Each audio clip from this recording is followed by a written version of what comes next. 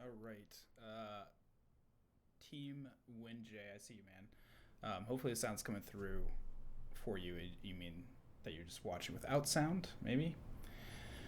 I'm going to connect with Billy here in just a second and get this rolling. And that's looking good. Get the chat moved over here. Give Billy a call, and then we'll start going forward. Cool.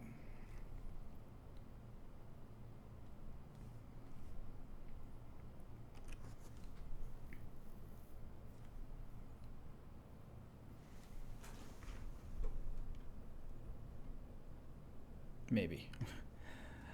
My video's not showing up, is it, Billy? I need more USB ports. I can never tell which thing I have on or not. There we go. Okay. All right. I think that's good there. Except it's not splitting the screen. Cool. We'll do that. All right. Can you talk for a second? I just want to make sure you're coming through on the stream. Test 1, 2, 3. Cool. See that? All right. So I'll go into this. Cool. So if you're in the chat, just give a quick hey, what's up? It's going to be me and Billy tonight for this little season 2 premiere. Wasn't really planning on doing seasons, but then summer came and events came, and I decided it might be a little bit easier to take some time off for a few weeks. So now that school's back in session for a lot of people and things are winding down, I just want to get this going again. What's up, Serge, Ryan? All right, cool. So we've got people going. So I know that I've actually got some stuff planned, and Billy's got some stuff planned, and then we're going to get to Q&A. It is quite possible I might have to get up and calm a child because my wife is not home tonight. So if you see me get up randomly, really quickly, it's probably just somebody asking for water upstairs that I need to go get them some water. But yeah, I think tonight I'm going to cover some stuff on new R20 stuff, such as getting hooked up with VDBs. I had someone reach out on Slack earlier about how to do some Prism stuff and caustics, so I just want to cover that. And then Billy, I think you're going to do some material stuff, right? Yep, showing off some cool things, shader switch, using vector stuff to basically recreate the Octane transform node to Cool. interact with multiple bitmaps at once. Super popular thing that I know a lot of people have wondered, how do you do it in Redshift? So we're going to set that up from start to finish. Lots of fun stuff. Cool. Yeah, I've definitely seen a lot of people asking about that lately.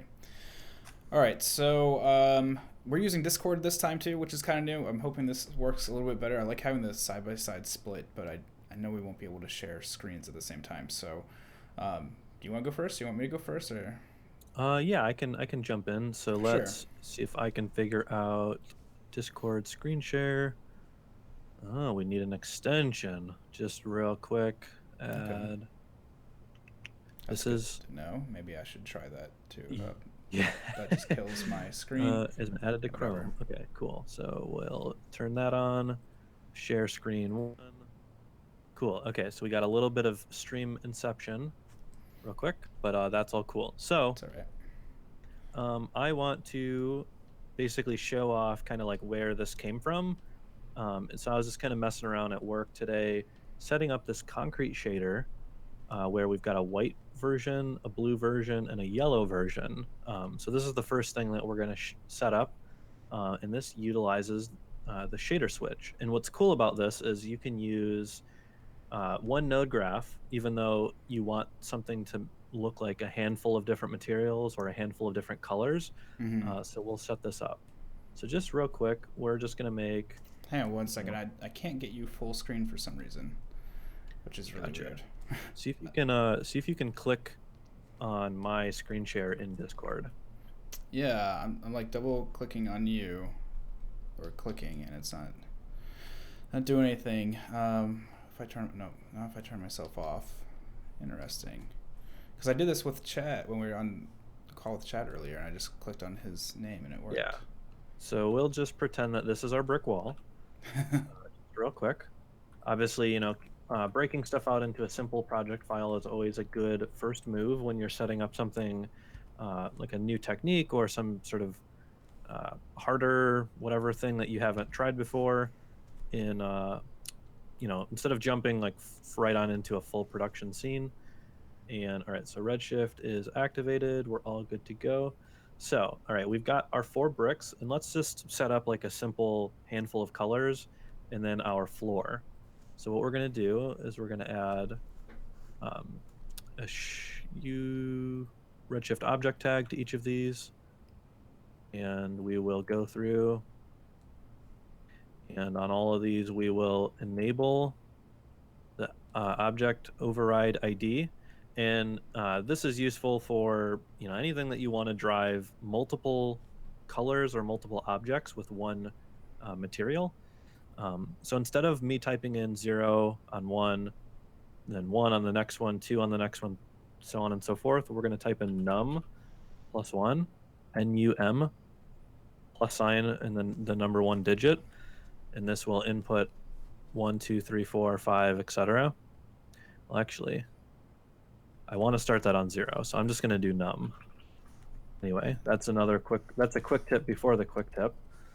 So we've got our shader graph now, and what we want to do is the first thing we're going to pull in is our shader switch. And the shader switch is cool because it has a whole bunch of input colors. And so what we can do is on each of these, so we'll do white on the first one, and then we'll do like a red, and then a green. Oops. If I pick my saturation, blue, and then a yellow or something, purple. Yeah, cool. All right, so we've got 4. Think of this as 1, 2, 3, 4, 5 colors. And then the other thing we're looking for is a user data. In this case, an integer user data, because these, the math term integer means that this is a solid whole number, 0, 1, 2. It's not like 1.135 or whatever. So that's why we want to use an integer. So on this integer, all we have to do is use this little arrow drop down, and we pick object ID number. And what this will do is if we plug this into the selector, again, the selector slot is assigning all of these different numbers. So 0, 1, 2, 3, 4, 5, etc. And then we can plug this into our diffuse color or, reflection color, whatever the case may be. Obviously, this is a super simple shader graph, so there's not a whole lot to really see. So if we jump to our Redshift layout and we click Go, and I apply that to all of my objects, we will see these start to populate with different colors. So this is a pretty simple example, but we can see why this is beneficial. If we have a really in-depth or layered concrete material, such as I have on the left here, I don't want to have to be making a bunch of changes over and over again to the white material, and then over again to the blue material, and over again to the yellow material. That's just silly, to replicate, bump map changes or reflection map changes, whatever. So the shader switch is a really useful thing. That's the first thing that I wanted to show off. So let's kind of make this a little bit more, kind of intricate. And so we'll just pull in some sort of mega scans. Let's just do like a granite, sure. No, that's an object. So concrete, okay. So we'll just pull in like a diffuse map. And this is how you can start to layer up these colors in a little bit more natural way. So I'm just going to pick some colors that aren't quite so clown-like. So that way, if we make a set of concrete, it's not like crazy, completely crazy town. Okay, so these are some, slightly more relaxed colors. So we'll use a color mix or a color layer. Oh, sorry, color layer, not color maker. So we'll pull in our concrete as a base map, and then we can pipe in our shader switch to the first slot. And then we'll do, you could do like multiply or mix or whatever kind of slot you want to use. And then this way we can start to work on some a little bit more interesting looking concrete. And if we just change this to like a cubic map or something, so it's a little bit less crappy. And then I'm going to pull up my larger res preset thing, so this way I can zoom in a bit more.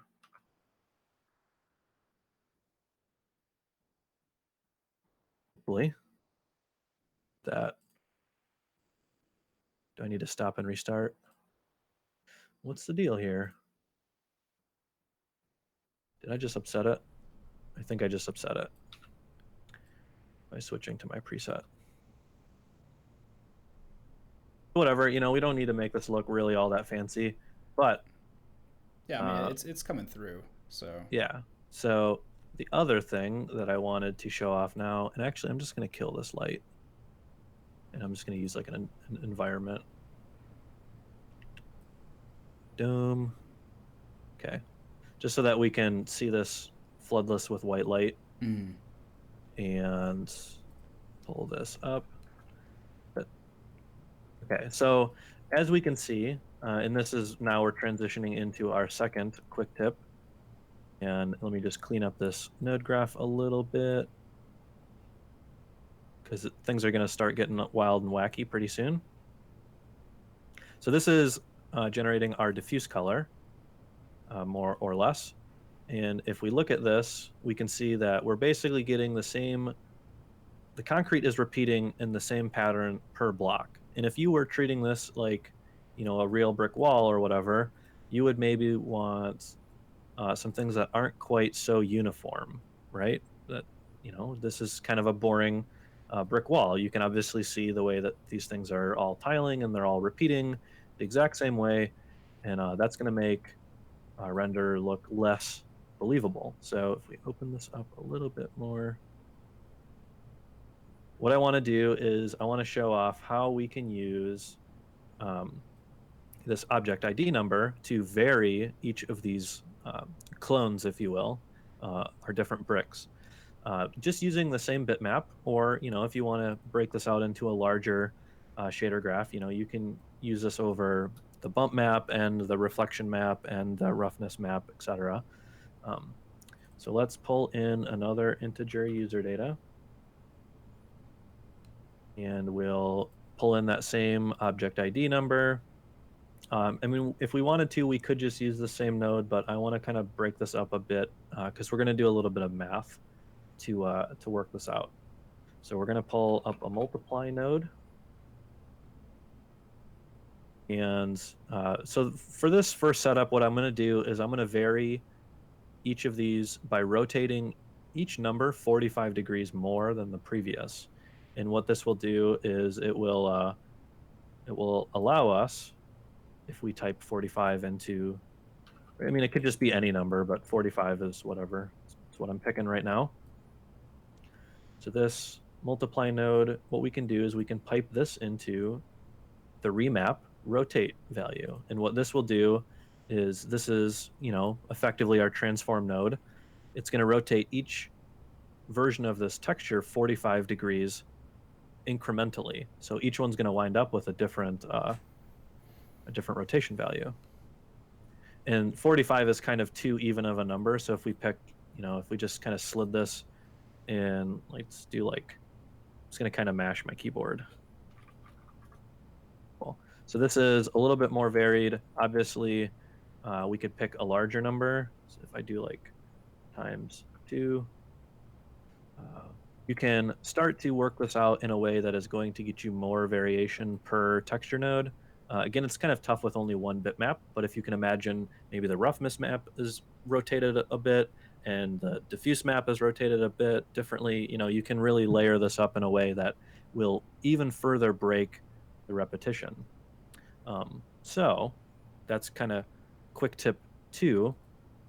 And then the third and final thing, which we're kind of segueing into, is, well, how do you just make a bulk remap node, or sorry, transform node, right? That's what Octane people have had, to drive multiple bitmaps. So if we just real quick pull in, let's just pull in our bump and a roughness map, and let's actually layer this up in a way that would be a little bit more indicative of a relatively developed shader. So we'll pull in bump, pipe that up, texture input. Oops, that is supposed to go here. Bump, and then our roughness map will drive that into reflection roughness. Let Redshift pre-convert those a little bit. Okay, so obviously we would want to, anything we're rotating this image, we would probably want to rotate the same image. So we could pull these into the rotation values, and this one over here. And now, our texture maps would start to align a little bit better. This isn't the most elegant material, but that's all right. Actually, I'm just going to pull this into reflection strength as well, just so that hopefully we can get a little bit more. Really want to drive home how strong this method is. So we'll just pull that into reflection strength, and we'll bump up our gamma to hopefully get a little bit more variation. Not quite. I could have just picked a bad map for this example, but whatever. We'll keep the show on the road. So Yeah, the transform. I think it's coming through. Like maybe if you bump up your bump map too, maybe that will come through a little bit. That might help. Yeah. I think it's just because I'm flooding the scene with white light, but yeah, that's getting a little somewhere. Anyway, this is obviously not how to build a shader. This is how to build a transform node. So let's get back to that transform node. So obviously we have a handful of these textures, and I'm just going to reorganize my shader graph a little bit so that way we can kind of cluster these together and start to drive home how useful this setup is. So obviously I'm just going to kill these connections. All right, so we've got these bitmaps, and obviously if we want to drive one, we want to drive all of them. If we alter their scale or whatever, the rotation, because these are kind of from the same texture pack, or they're from the same asset, so they should be altered together. So let's pull in the necessary nodes, and first off, obviously a constant.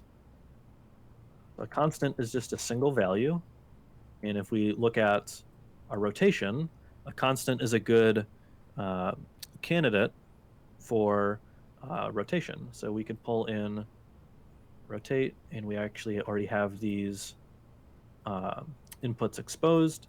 And so if we slide this slider 10-degree increments, we will see that the IPR is updating correspondingly. So this way we're only changing one value. And you'll probably think, well, okay, that's one value. You started on the easiest one first. But this is how we indicate, or how we figure out what we want from here. So usually what people, if you're familiar with Espresso, you might be tempted to right click on one of these knots, and this is what port used to say, like port info or something. If it's Espresso, you can see what type of data port it is, and I've always been wondering, like what data type this is, right? But it's only a single value. We can't use a single value to drive two values, because what if we want the two offset values to be different, right? So I found it is a vector. It is a vector absolute, and so by default we see that this value has three values. This could be useful in the case of a triplanar node, operates in threes, right? Because it's got X, Y, and Z coordinates. But in this case, we're working with just the raw bitmaps. We only want a 2-value node. And so what you can do, and what I found out, is if you change this user interface, again, I'm just right-clicking on this parameter, so user interface, and this Redshift vector 2 is a Oh, 2-slot input. sweet. I didn't So know about that. I've always just kept it at 3. yeah, and so this 2-slot input can be piped into all of our offsets. And I literally found out about this today. I was just poking around in it so much. I was like, I kind of sat down. I'd been helping my friend use Octane yesterday, and I was using transform nodes like the whole day. And I was like, I just got to sit down and figure this out. So now, if we type in 10 in the Y, oops, I should probably do like 0.2 or something. We'll see that only one axis is moving. We put this back to 0 just so that we can see things straight. We'll see that we are now, oops, dang, inputs are all sorts of wacky. So if we just do like a region select, we'll see 0.3, 0.4. We'll see that this is now moving in one axis versus the other. So yeah, that's the RS vector absolute. The same deal can be pumped into scale, just using a 1x1. So let's pull up a second one of these, and I think I'm going to actually make a preset node graph or a preset material that has all of these inputs set up, Yeah. and save it to my shelf or something. Yeah. Obviously, this scale value, we're not going to want a 0x0 scale, so let's jump that back to 1x1. Get that back to what we are used to looking for. In the case of a tileable texture, you would probably actually want a single value. So in that case, you could just use a constant. You would not, I would say, not likely want to alter these values independently. But if you did, you can just do, 2x2 or 3x3 or whatever. So yeah, that's how to replicate the transform node using the RS vector absolute. Super Sweet. useful. Again, that is just altering this user interface value. Yeah, so that's all super handy. Yeah. Now, so if you wanted to do it with, say, the user data, like the RS integer user data, can Mm-hmm. you offset, like use Oh that to yeah, offset as well? yeah. So this integer is pulling in obviously the values 0, 1, 2, and 3. So those numbers might be a little bit bigger than what Redshift wants. Um, so let's see if we can look at this head on and figure out what that has changed. I was Because just it's moved. wondering, like, if say you just want to offset on X or offset on Y, do those inputs correspond, or is it just one input for both? That's a good question. Can't figure out if this is altering it. It's probably because this value is not a value that, because Redshift, I think if you have it on value 1 and then value 2, those are actually the same visual result. It has moved so far that it's effectively not moved. Yeah. So if we do a remap, not remap, what's the Redshift version of a range mapper? Is it just under math? Isn't it? I thought it was like a range or. Change range. Yep, Yeah. that's it. Okay, so our change range, our old input 0 to 1, we want to do 0 to 5. And then our new range, yeah, 0 to 1. We might even lower this value further. So we'll pipe that input to there. And then we'll go that to that. And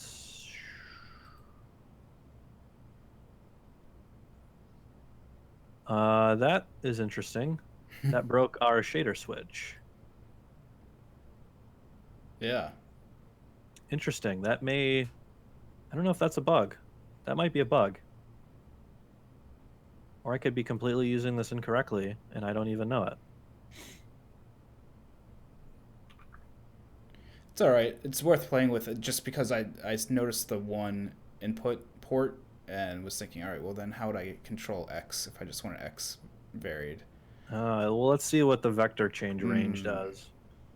This Okay. might be more of our flavor. Yeah. So our vector, I think we want to do 5 by 5 by 5 because that's the highest value that I'm inputting out of my user datas. Oh yeah. And Yeah, I can see the change happening now. yeah. So the color is being retained. So let's do like zero point 0.4 by zero point 0.4 by zero point 0.4 just to see if we can. I can't tell if this is altering them on a per clone basis or not because this is my offset. Mhm. Well, at any rate, you could always use an Espresso range mapper Hmm. to break these numbers out if you are an Espresso experienced person. I'm not quite sure. I haven't gotten this far. And so demoing this part live, I feel like there's something obvious that I'm doing wrong, but I can't pinpoint it. That's all right. I mean, you got everybody this far. I think this is a Yeah. lot further than most people are expecting. Um, Yeah, so this is a super cool thing. If people want to bug me on Twitter, maybe as an encouragement, I will make an empty PBR approved shader graph that has all of these plugged in, and I'll just name this node like diffuse or whatever. This one would be like bump, and then you just kind of drop your images where you need them to go, mm, and as opposed to like this, obviously this is a file string specific to my machine. right. Um, so yeah, this would be like ref rough. Yeah, so get all that set up, get those piped in the right Delios, and then yeah, this would be this little three-piece setup would be your Octane transform node. Sweet. That would be pretty rad. Yeah. Yeah, because I've done it, but I'll usually just use like oh man, what am I thinking of right now? When you right click and you set driver, set driven. There we go. Mhm. Sorry, it's late. Couldn't remember. So I'll set one on like a texture, and then I'll do set driver, set driven, and then just adjust the top one. But this way makes way more sense, especially if you're gonna have like a super complex network. So this is cool. Yeah, because if I just pull up real quick the that little focus shot that I'm working on, the concrete shader is pretty dense. Obviously, having a very large node graph is not it's not an accomplishment. Anyone can make a really dense node graph, but if we let this open up and we pull this up, I didn't even get so far as to setting up all of the individual transforms. Mm, Come on, quit lagging. But you can already start to see how many gloss maps or how many bitmaps are piped in all in here. yeah. And you know, if I wanted to do all of these changes and then have to reduplicate all of those changes for the blue layer over here and then the yellow layer over here, you can see how really quickly any normal person ought to lose their mind um, wanting to redo that task that many times. Yeah. And I think I have properly locked up Redshift. I don't know if I feel like I paused the IPR, but I thought you did too, but it may just be because we're using Discord, and I've heard that Discord can be a little bit heavy. So I'm hoping this next bit with the VDBs doesn't kill my stream. gotcha. Here we go. Yeah. All right. We're finally back. But yeah, There you go. this is, this is a regular old layered up concrete, and I don't want to have to make this change 6 times. So I've got my shader switch with my white, blue, and yellow for the Cool. different stripes of concrete, and Mm-hmm. boom, there you go. Bob's your uncle. Very nice. Cool, man. Yeah. So let's switch places. Sure. I'll hop on and man the chat, see what Let's people are see. up to. There's my face. I think if I double click, there we go. Now we're back to two splits. So yeah, I'm just gonna go through the chat. See, a couple of people said, "Hey, what's up, Tim? I see Tim in there. Kyle, Jeff, Lance, what's up, man? And Mustafa, I see you. So awesome. Um, Billy, are you still on the call? Why? Oh yeah, okay. Sorry, it just gave me your icon, so I wasn't sure if you left the call or not. Oh Um, crap! I might not have my camera on. Turn. Interesting. there Yeah, you go. I think when I closed my screen share, the camera turned off. But Cool. we are back.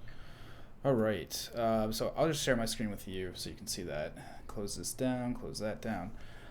All right. So it's been a little while since I did anything. So can you break down? There was a question that just came in. Can you break down the material, or is it not the stream for that? No time.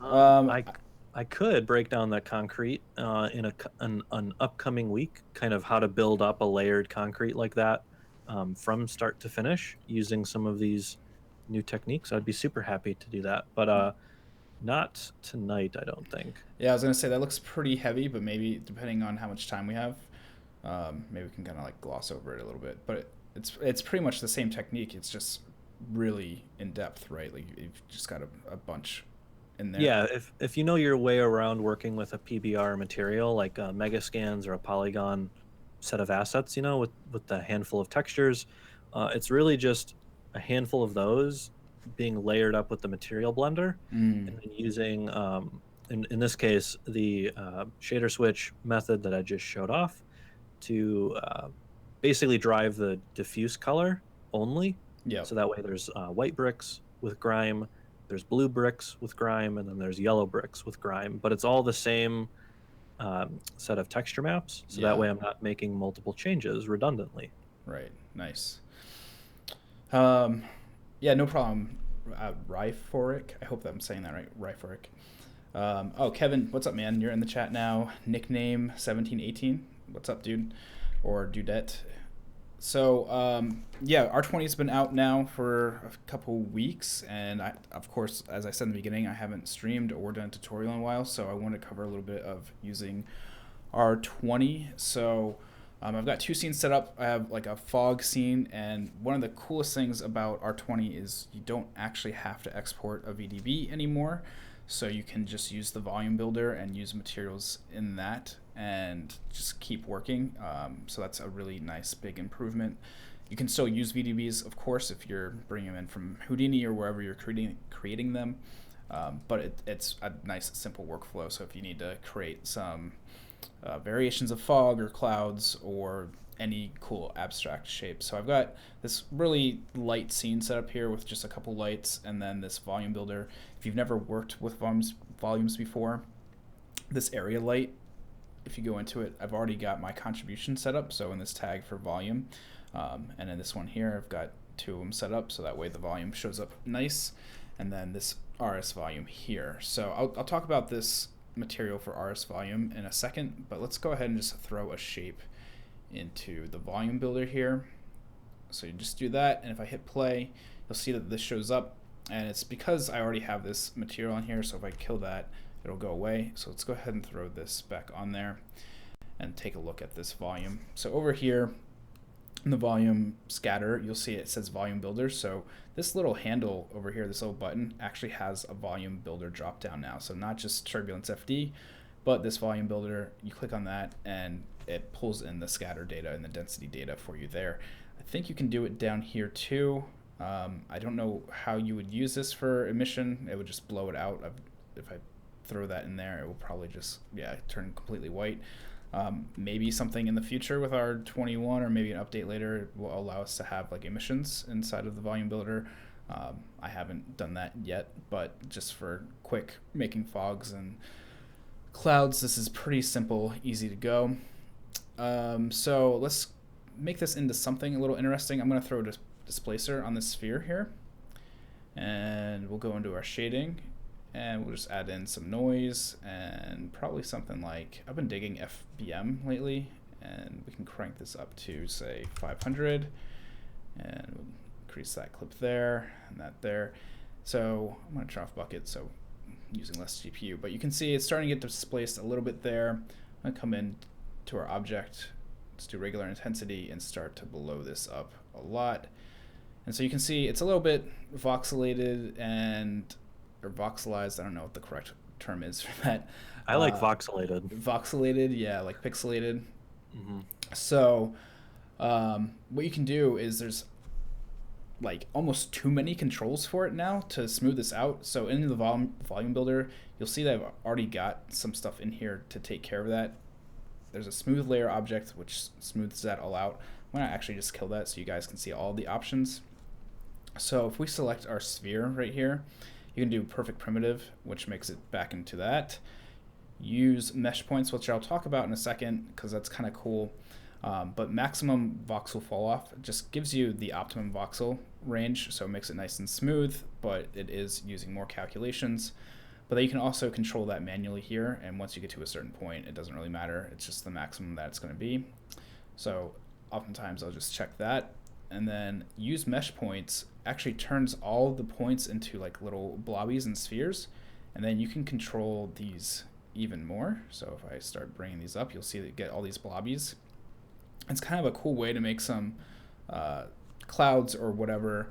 And then I like to throw like a smooth on here and start to play with this.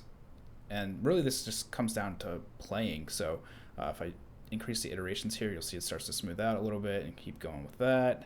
And up these a little bit. And that's way too much. So we'll just go back down to like 5. And so it really can just keep playing and playing.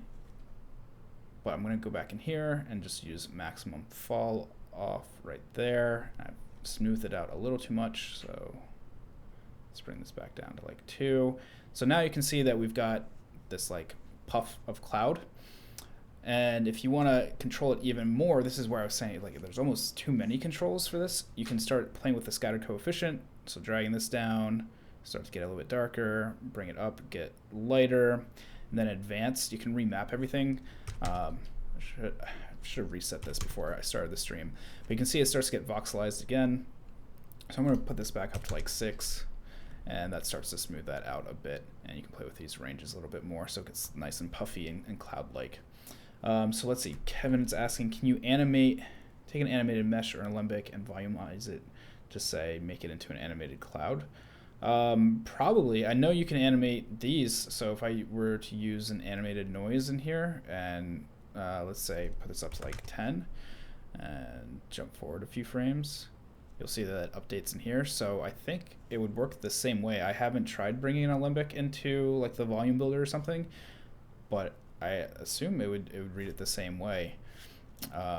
So probably if it reads the animation noise, it should read other animation just fine. Or even RS proxy. I'm seeing Kevin ask that now. Probably same thing because proxies and alembic are very very similar. So I would say that it should work well. And then Nick's asking, what's that? Oh yeah. Nickname's question about using Redshift proxies to bake out Forester Hyperwind. I do that a lot Okay. myself. The gotcha with that is you want to render out one extra frame so that it loops properly. So like if Yeah. you want a 120 frame loop, you want to set your Hyperwind scene file to loop on frame 121. Gotcha. That's the only little quirk that I've noticed from that workflow. Interesting. It's super cool. I've done a handful of like foresty things, but baking out a Redshift like an animated tree file, if it's 50 megs per frame, Mm-hmm. do a couple hundred frames, like you're looking at a few gigs Yeah. per tree asset.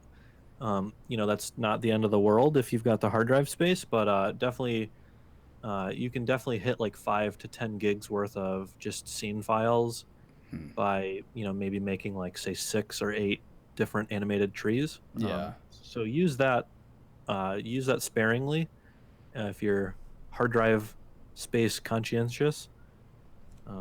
Yeah, Cool. works really well. Yeah, I mean, I've used Forester for things, but I've never done it for animation, so that's good to know.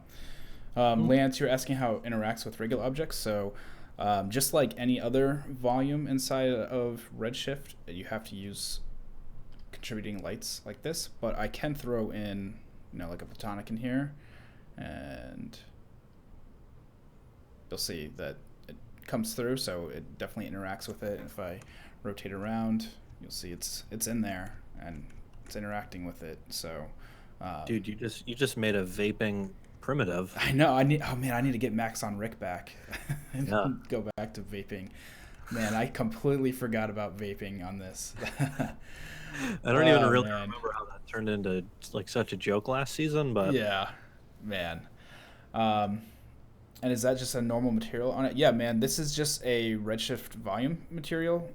So you can just come. I have all mine set up down here, but wherever you have your materials, come in materials, volume, and that's it. And then going back into basic, we've got this drop down now for volume builder, and you just add that in there, and it's nice and easy. And then you can play with all these things and super fast. So you can see, got that vape cloud around there, blowing up. But yeah, the one gotcha that I've noticed with this is just the voxelization. Just keep an eye on that because there are so many controls with it. So as I said, I went through like 3 different areas where you can control it inside the actual sphere here, your actual voxel size in here too. So if you knock that down, you're going to have more voxels that you have to deal with. So sometimes it's actually better to keep it higher. And then using smooth layers and reshapes, it's kind of a playing around just to get the right feeling for it. Next week I'll try and do a tutorial on this, but just for those watching and keeping tabs, I'm actually going to probably start redoing a lot of the tutorials I did last year at this time because of how much has changed. Man, we've had like 70 iterations of Redshift come out, like point iterations, so it's just crazy. y- So, yeah, I mean, oh, go even ahead. simple stuff has changed, like using the normal map node versus the bump map node. Right. You know, just Yes. just for just for accuracy's sake, like kind of going forward, I think that's super cool to Yeah. do Um, remastered versions. yeah, and then yeah, like render view was kind of like hit or miss before too when we first started making tutorials, or I first started making tutorials. So now render view is like the supreme being for an IPR, even though the IPR is still there. So I think in some of like the earlier videos, I kind of switched back and forth between them. So I just want to clarify on that. What's up, Sage? Yo yo. So, yeah, if you guys have any questions about VDBs and using the volume builder, reach out for sure. I'm going to try and do a tutorial on it at some point, if not next week, when I get through some of the updated content that I want to put out. So, next, someone in the Brograph Slack asked about prisms and caustics. So, I want to open up that scene really quick. Maybe I still have it open. Yep, I do. Cool.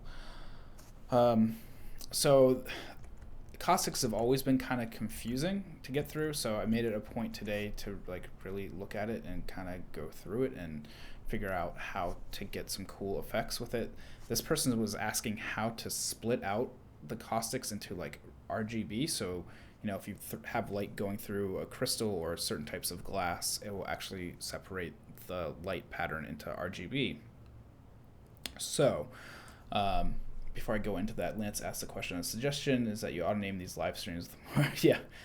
Well, I try and go back and rename them after the stream. Because I don't know what people are going to ask during the stream, so I try and keep notes for post. So let's take a look at this really quick. I'm going to show what we're after and just let this render really quick. And one thing with caustics is you have to use bucket mode to get them working, and you'll see down here it's saying photon mapping. It's got to map it first, and then you'll see it render in a second. It is a bit heavy, so if you see my mouse chugging, don't worry. It's gonna come through. It just takes a second. As soon as you hit go on the IPR, your voice like Oh, did it? for a Yeah. second. All right, so I'm not pulled out far enough, but you can see right here we're starting to get that like rainbow separation, and I'll talk about that in a second. So what's happening is there's a lot of levels that you have to turn on to get really proper caustics. So let me turn this off, and we'll just start with this cube here, and I'll turn that off and turn this off here. And so the way I've got this cube is you can see I've kind of offset it a little bit right in here just to give it some depth so it looks a little bit more proper with glass, and I'll hit play again. And so to clarify, it is a hollow glass cube, not a solid glass cube. yeah, it's a hollow glass cube. Gotcha. So you can see this is just the basic setup without any materials or anything. And if we just make a new material and go into glass, throw this on here, you'll see the light just passes through it, and it's kind of refracting properly. And that's because in here, under our rays, we now have how you want light to be affected by refraction. So auto is kind of like a middle ground between like truly faking it, which is like never, and now there's also this option for always, which is something that came out during this break period. So if you hit it to always, you can see that it kind of starts to refract properly. So that's one thing that you want to do to help your caustics. I didn't have it on because I found that leaving it on auto, even with the in-between, actually gets the job done. But if you want like true caustics and true refraction, you want to make sure that you have that on. So that's step one, is just like going through and making sure your light is set up properly with your rays. Step two is looking at photons. So in here, normally, this is turned off for caustics. So if I turn that on, you're not going to see anything because it has to be bucket rendered. You won't see anything anyway because there's more render settings that we have to go through. But normally this is set to like 1 and maybe, I forget what this is set to, like 25,000. I think I doubled it, or just 10,000. So you can really crank that up to get more caustics and get more believability in your scenes. So we'll just leave that as it is, and I'll start to go through some of the other settings as well. So in our render settings, there's another photon tab that you need to worry about, and I've cranked some of these up too. Let me reset these to default here. So this max number is going to really drive how fast your scene is going to render. Once you hit about like the 2000 mark, that's when you start to like really get realistic caustics, and then after that it's just adding onto it. So I'm gonna just do 2000 here, and the search radius is kind of like grain, or like the size of your caustics, or how far it's gonna look. So leaving it really small, you'll see it in the render view, but it will be like really small dots. So I'm gonna just go ahead and crank this back up to like 5, and so we'll actually be able to see our caustics. So you might be thinking now, that's it, we should be able to see our caustics, but if I hit the bucket render, you'll see it doesn't actually calculate any photons yet still. There's like one more gotcha, and you have to put a Redshift object tag on here, and invisibility, you have to override that, and down here, cast caustic photons. So that will actually start to calculate caustic photons.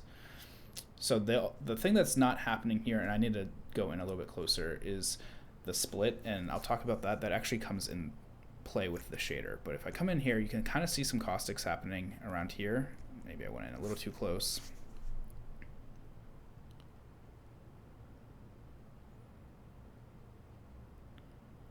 You can see on this area around here, you're getting some like caustics coming off in there. And so the way you play with that is just go into your light, and you can increase the intensity. So I think I had it up to like 50 before, so if I turn that back up to 50, these caustics will show up a lot more. You can see it just got a lot brighter in here and over in here. And then you can play more inside your render settings as well with your search radius and maximum number of caustics. So that gets you set up with just basic caustics. Now if you want to get some realism, you actually need to adjust your materials. So as I showed before, we have just this basic glass in here, but there's no dispersion on this, and so that's not dispersing the light at all. It's not spreading it out. So if you've never played with this, just like adding the littlest bit makes it look really crazy, and you'll start to see that starts to split the light apart. And if we go up by tens here, you'll see the glass starts to look kind of like an acid trip a little bit, but you'll see it starts to affect the caustics here too, and starting to split the rays apart. And then 0.1 starts to look really cool. What's up, Raid? Yo. So then over here we start to get even more splits, and then I notice, once you actually go up to like 1, that's where you start to get these like funky rainbow splits coming out the way you want.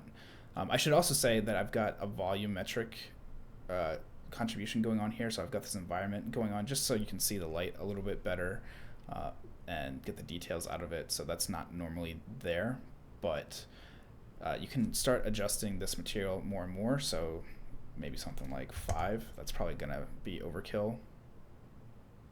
And you'll see now we get this white hot center in here, and then we get our rainbow right in there.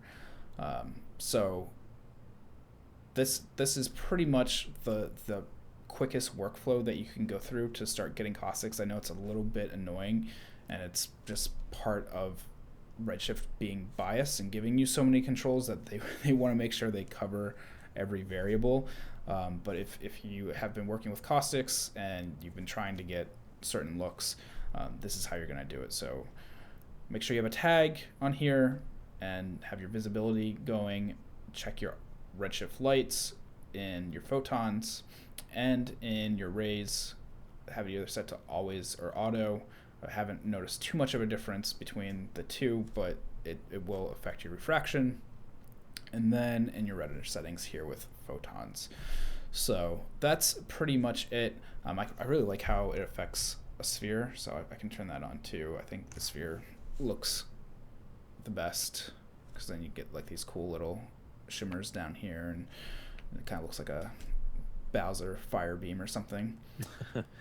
Yeah, that's pretty rad. And then obviously the speckliness is the total number of photons. Yeah. For anyone who, if you're interested in this effect, but you want it to be, visually you want it to clean up more, you have to crank, don't be afraid to throw like 1 million or 2 million photons at it. Just be prepared to wait.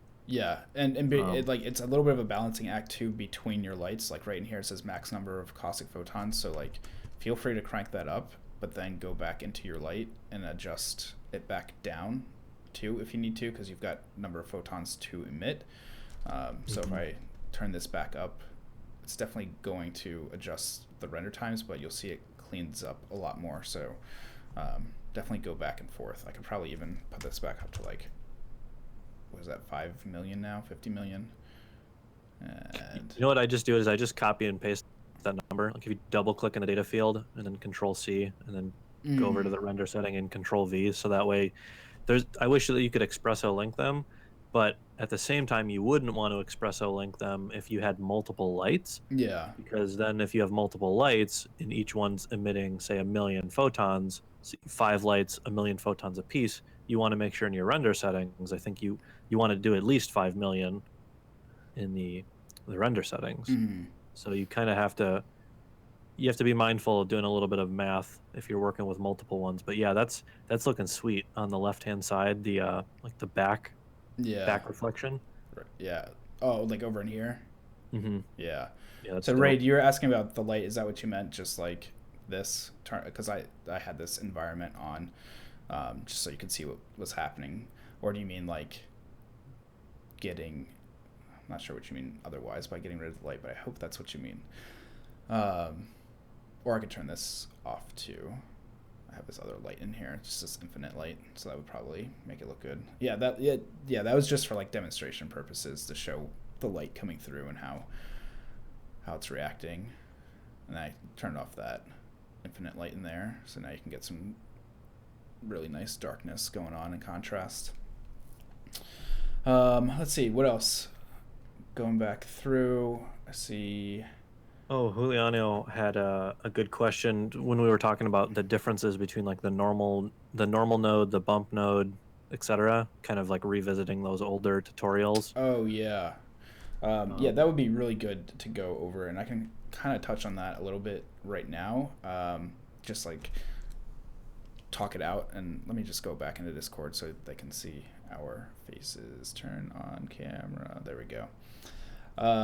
So what happened is, there's all these people using various versions of Redshift. So the bump node the normal node is still in there, but it's actually been deprecated. So now the bump node itself has everything that you need for normals and bump maps. So that's why you probably see in later tutorials me only using a bump map, is because I have no idea when they updated it. It was probably so long ago at this point. Definitely pre 2.6 that that you would just stop using that. It doesn't work as well, and so that's why you need to use that. And then the tangent is because you're using a normal. Mm-hmm. And things like with that area light that you were just showing, the Yeah. off versus always setting, Mm-hmm. that was like, for an area light interacting with a glass object, that was Yeah. somewhere kind of in the ballpark of like this spring. Yep. So like, if you have area light and glass tutorials from a year ago, like that information's, out of date because they've just made changes to the engine. Oh yeah. That's, kind of the double-edged sword of Redshift's development pace. Mm-hmm. It's because you get an update roughly every week. Sometimes there's really big features, sometimes it's just bug fixes. So it's hard to keep on top of from like a content creation standpoint because the engine is just it evolves so quickly. Yeah, and like I'm playing a dangerous game by saying I'm going to update all this content because Redshift has said that come November, 3 is going to start rolling out. So, And then all the render settings are going to change. Like the whole sampling engine will be different at that point. So it's like, yeah. you know, Yeah, it's an so endless cat and mouse game. yeah, so like as you guys are watching this and you're hearing me say like I'm going to update these things, be prepared that it's going to have to be updated again. And I mean, we're not the only render engine that deals with that. We're kind of special that the dev team updates so frequently that, unlike Octane, I'm not trying to like shit on Octane at the moment, but like they have like a much slower release period, so that way like if you do a tutorial, it's usually months apart instead of like, oh wow, last week I did this tutorial and now it's completely out of date because they've revamped things and they've worked on their architecture a bit. So I'm going to scroll through, make sure I didn't miss anyone else. Sage says, why bother making tutorials then? Well, it's because we hate ourselves. Yeah, Sage, don't you know that? Let's just go drink.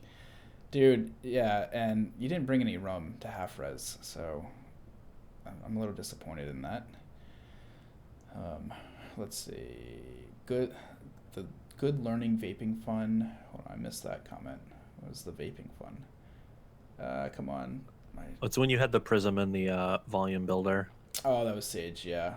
Uncle Gurnge and Klishkal Liam. I like that. Is it possible to use some noise map in the volume? Yeah, that's been around for a while, and I can hop back in really quick. Let me get out of this full screen and show that.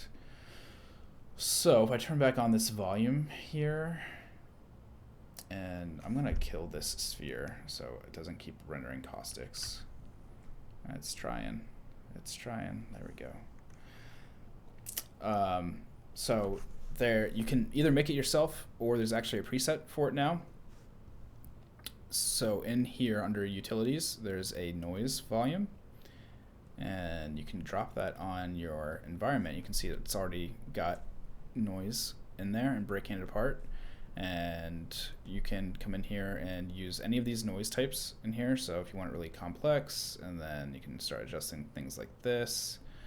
Why don't I make this a little bit bigger?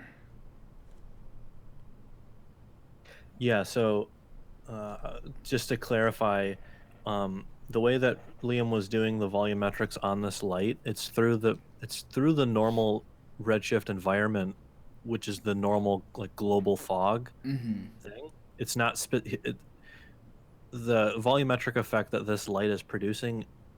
It is and it isn't specific to this light, because if you made another light, it would share the same fog properties. Because I think he was talking about like in the standard render engine, you can input noise into the volumetric light on a per light basis. Oh Because it's like, yeah.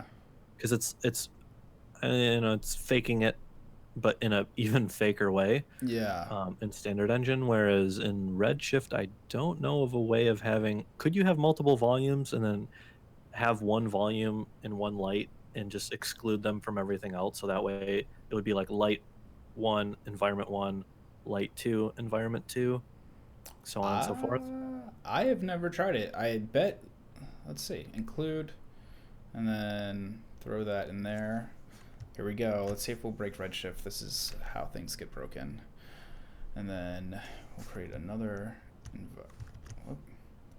environment and a noise, throw that on there. So this one, we want that. And I will color this one red a bit. Yeah, so you can still see the white light coming through there. I don't know how to test if it's affecting both or not. That's a good question. It's hard to figure out if they're different or not, but it looks like you can do it. Yeah, let me see.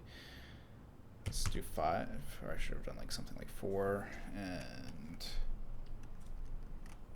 let's see, this is the red one, so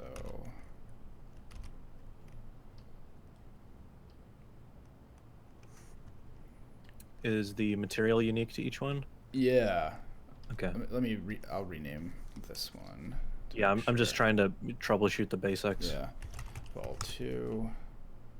So Vol 2, noise volume, cool.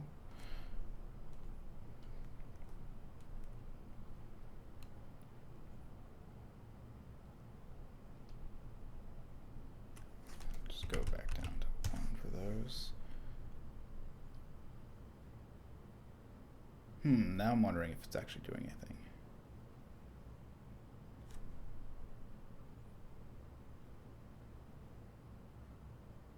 So this is volume 2, right? Volume 2. Make sure I'm on volume 2. Here. And here. I'm going to kill that one. And we'll just use this to make sure. Alright, so it looks like maybe they're both, so include environment 1, include environment. So it looks like they're still contributing because I think the white over here would not be having any noise over here, right? Yeah, see if you can just turn the noise off on one of them. That might be the easiest way to. Okay. So no, yeah. Because this red one, or this white one, shouldn't be including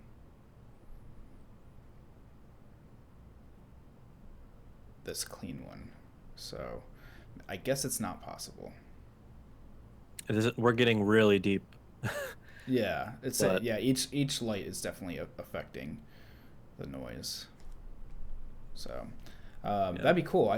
Maybe I should post that on the forum, just saying like, hey, maybe it would be possible to include and exclude.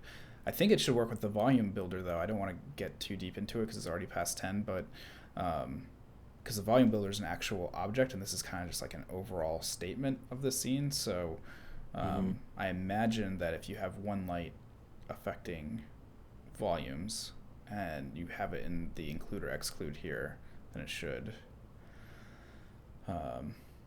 Yeah, Kevin faced light the yeah, so that's I've kind of done that with splitting this up a bit. But yeah, that'd be really neat to have like even more biased noise in the volumetrics. So yeah, I guess that's it. I haven't seen any other questions coming in. So, Billy, as normal, where can people find you as we wrap up here? So I'm on Twitter, Instagram, and my website is all Gernge, spelled Gernge. So that is at Gernge on Instagram and Twitter. Gernge.com is my website. See my reel if you ever want to hire me or contact me. I'm a freelance Cinema 4D folk. Likewise with yourself, I think. Yep, pretty much. You can find me anywhere as 531. Slack, Discord, Twitter, Facebook. Yeah, you name it. Pretty much. Do a Google search for 531. You'll find me. Kevin just brought up something before we head out. It would probably be possible to make gobos to fake that light noise. So that's a really good idea, too. And then you can have a gobo for each light.